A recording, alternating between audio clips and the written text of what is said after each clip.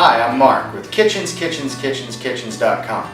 In this video, we're going to show you how to properly measure your space for brand new cabinets.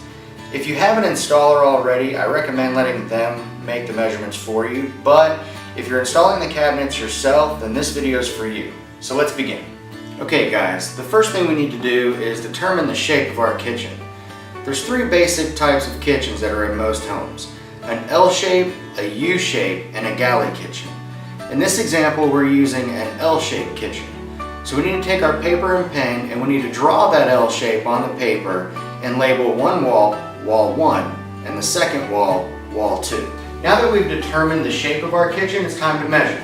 So we're going to start from the inside corner of these walls on our L-shaped kitchen, and I'm going to measure the length of wall 1 and write it down, and then I'm going to measure the length of wall 2 and write that down. So I'm taking my tape and I'm butting the wall and I'm measuring all the way to the corner. And I'm going to do the same thing for wall number 2, measuring from the same spot. Here I've got 155.5 inches. We want to get accurate up to 1/4 of an inch.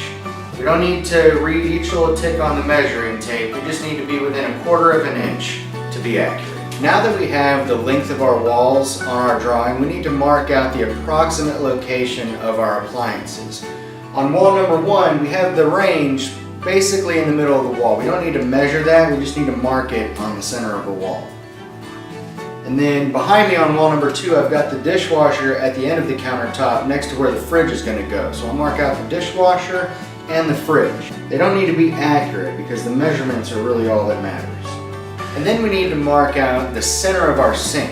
So we're going to use the same exact starting point that we measured from our walls, and we're going to measure to the approximate center line of where our sink-based cabinet's going to go.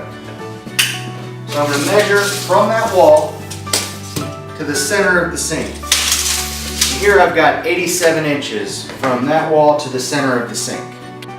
Now that I've marked out the center of the sink, I need to mark out any other obstructions I have in the kitchen where wall cabinets can't be hung. In this kitchen, we've got a double window right above the sink, which is fairly common. So what I want to do is I want to measure again from the very same spot that we took all of our other measurements from to the right side of the window, and then another measurement all the way to the left side of the window.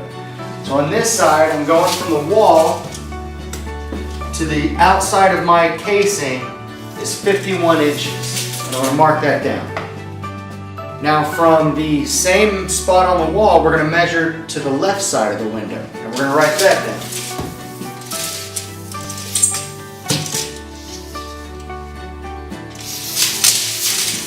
Here I've got 121 inches from that same starting point to the left side of my window.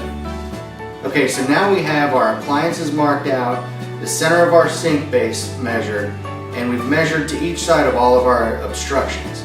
The next thing we need to do is make sure that we mark out approximate locations of all of our outlets and light switches so we don't put any of our wall cabinets in the way of those. And if we have an island existing, all we have to do is just measure the length and the width of the actual cabinets and put those in a square on our drawing, and we'll be able to take care of it from there. And that's how you measure your space for cabinets from Kitchens.com. Below this video on our website, you'll find an uploader where you can send us a photo of your layout, or you can email that photo to quotes@Kitchens.com. We'll send you a price list and a full 3D rendering of your brand new kitchen. Thanks for watching. See you next time.